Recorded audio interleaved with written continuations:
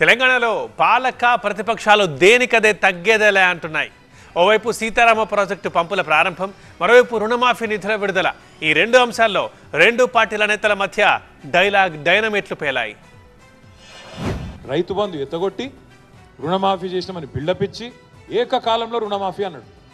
15 August వరకు చేయకపోతే లక్ష్మీ నరసింహస్వామి మీద అన్నాడు. ఇలా 15 ఆగస్టేనా అయిందా మరి రుణమాఫీ? మరి ఇప్పుడు ఆ దేవుళ్ళ సంగతి ఏంటి? వాళ్ళెంత బాధపడాలి?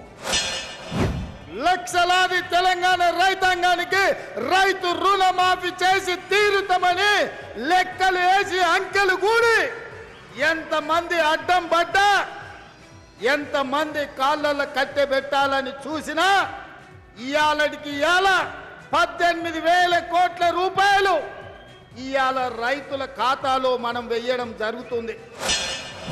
100 రోజుల్లో 600 అయినా అన్ని అమలు చేస్తాను మనం చెప్పమనిలే. అయినా వాళ్ళు పోయి పొంకనాలు కొట్టేందుకు చెప్పిర్రు, మేము ఇది చేస్తాం అది చేస్తాం, 100 రోజుల్లోనే 6 గ్యారంటీలు అమలు చేస్తాం అని నరికింది. 100 రోజులు వీకింది. ఇప్పుడు ఎన్ని రోజులు అయినా? 8 నెలలు అంటే 250 రోజులకు వచ్చింది. ఏమీ లేదు, అంతా అవుతుంది. డబ్బాల రాళ్ళే చూపినట్టు లోడ సప్పుడు, కేసీఆర్ని తిట్టుడు, తెల్లారులేస్తే లొల్లి పెట్టుడు, ఏమనంటే అప్పులపాలు చేసింది.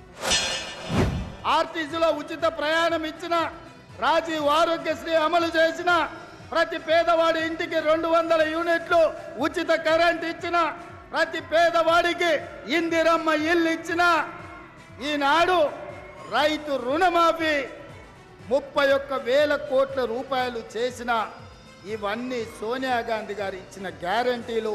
ఈ గ్యారంటీలను అమలు చేసే బాధ్యత నాది. 420 హామీలు.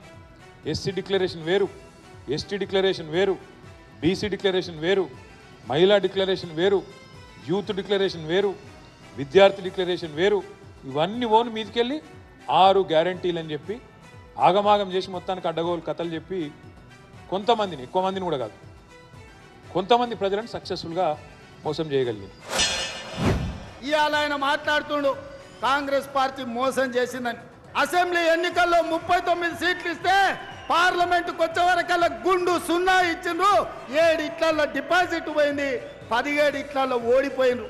నిజంగానే మీ మాటలు నమ్మితే తెలంగాణ సమాజం మిమ్మల్ని మనుషులుగా చూస్తే మీకు ఒక్క సీట్ అయినా ఇచ్చటోళ్ళు కదా. ఆగస్టు 15వ తేదీలోగా 2 లక్షల రుణమాఫీ ఏకకాలంలో చేయడంతో పాటు 100 రోజుల్లో అమలు చేస్తామన్న 6 గ్యారంటీలను నువ్వు ఖచ్చితంగా అమలు చేస్తా అని చెప్పి నువ్వు ప్రమాణం చేయి, నేను ప్రమాణం చేస్తా. అమలు చేయకపోతే ముఖ్యమంత్రిగా మీరు రాజీనామా చేయండి. ఒకవేళ అమలు చేస్తే ఎమ్మెల్యే పదవికి రాజీనామా చేసి ఉప ఎన్నికల్లో పోటీ చేయకుండా నేను దూరంగా ఉంటాను.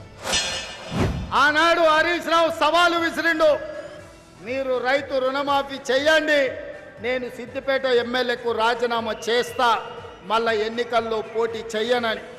ఇవాళ ఈ వైరాగడ్డ మీద నుంచి ఖమ్మం ప్రజల సమక్షంలో హరీష్ రావు, నీకు సీము నెత్తురుంటే, సిగ్గు లజ్జ ఉంటే రాజీనామా చెయ్యి. తెలంగాణలో 3.5 క్యూసెక్కుల నీళ్ళ నిల్వ చేసే ఒక కొత్త చెరువును కట్టిందా? చూపిస్తారా? నిలబడతారా? చర్చకు వస్తారా? దమ్ముందా? ఉత్తమ్ కుమార్ రెడ్డి వస్తాడా? బట్టి విక్రమార్క వస్తాడా? లేదా ముఖ్యమంత్రి వస్తాడా? చేద్దామా చర్చ? అదే మహబూబ్నగర్లో చేద్దామా, ఖమ్మంలో చేద్దామా, వరంగల్లో చేద్దామా, ఆదిలాబాద్లో చేద్దామా, నల్గొండలో చేద్దామా? ఎస్, మేము సిద్ధమే. ఈ రాష్ట్రంలో మేము ఏ ప్రాజెక్టులు కట్టాం, లక్షలాది ఎకరాలకు మేము ఎక్కడ నీళ్లు ఇచ్చాం, ఏ ప్రాజెక్టులు మొదలు పెట్టామో, ఏ ప్రాజెక్టు అతి తక్కువ ధరతో నీళ్ళు ఇవ్వటం కోసం ప్రయత్నం చేసామో చెప్పడానికి నేను, మా ఉత్తమ్ కుమార్ రెడ్డి గారు సిద్ధమే. ఈ సభాముఖంగా అడుగుతా ఉన్నాం, మీరు ఎక్కడికి వస్తారో చెప్పండి. ప్రాజెక్టుల సమాచారం మొత్తం తీసుకొని మేము వచ్చి మీతో చర్చించడానికి సిద్ధంగా ఉన్నాం. 10 ఏళ్ళు మీరు చేయలేని పనిని 6 నెలల్లో మేము పూర్తి చేస్తే అభినందించకపోయారు. ఎందుకంటే మీ చెత్త బుద్ధి తెలంగాణ ప్రజలకు తెలుసు కాబట్టి చెప్పు దెబ్బలు కొట్టారు మిమ్మల్ని. ఆల్రెడీ తెలంగాణ ప్రజలు గుర్తించారు కాబట్టి అసెంబ్లీలో 39 ఎమ్మెల్యేలు ఇచ్చిన, పార్లమెంట్కి వచ్చే వరకల్లా గుడు 0 ఇచ్చారు. ఖమ్మం జిల్లాలో 2 నాకు తెలిసి డిపాజిట్ పోయింది ఎంపీలలో, అంతేనా? డిపాజిట్ లేకుండా ఓడగొట్టిన, సిగ్గు కాకుండా ఇంకా ఆరోపణలు చేసి మనుషులను అవమానించే విధంగా ఎందుకు మాట్లాడుతున్నారు మీరు? కేసీఆర్ కంప్లీట్ చేసిన ప్రాజెక్ట్ సీతారామ ప్రాజెక్టు. ఆ సీతారామ ప్రాజెక్టును 10 లక్షల ఎకరాలకు నీళ్ళు ఇచ్చే ప్రాజెక్టుకు ఇలా ఈయన పోయి రిబ్బన్ కటింగ్ చేసి ఈయననే చేసినా అని చెప్పుకుంటాడు. ఈ పిఆర్ స్టంట్లతోని ఈ డ్రామాలతోని ప్రజలను ఎక్కువ రోజులు పిచ్చోళ్ళని చేయలేరు, కన్ఫ్యూజ్ చేయలేరు.